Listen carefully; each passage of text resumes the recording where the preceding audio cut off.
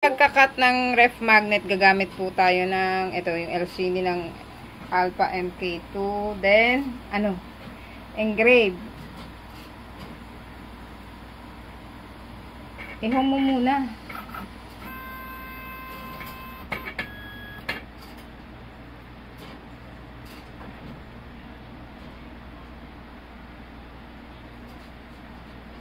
Okay, then USB. Hanapin lang natin yung file. Ayan.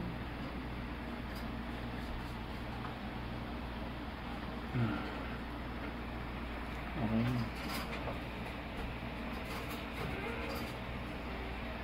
Oh, so bali, yan na nakaset na tayo. Then, processing na natin.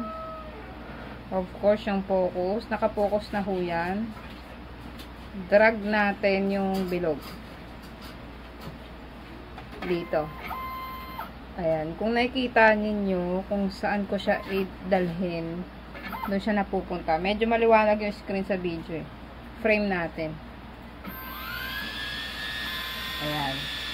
Okay. Okay na yan. And then, back. Tapos, next. Ito na no, engrave. Ayan na siya.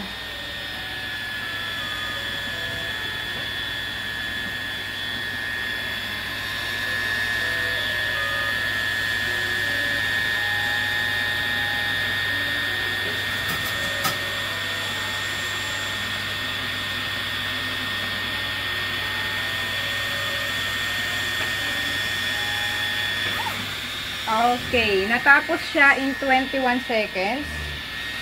Tapos, tingnan natin. Ito na siya. Ayun. Okay. Okay, so perfectly cut na circle and this is our ref magnet. Kabit na natin yung sticker. Ito yung sticker, dito yung sticker, Dito, kabila. Hindi, dito dapat yung likod eh. Dito ikakabit. Ayan yung edges niya. So, lilinisin nyo yung, lilinisin nyo yung edge kasi may mga marka ng, yan, yung pagka-laser. Ayan siya. Oh. Alpha MK2 lang malakas.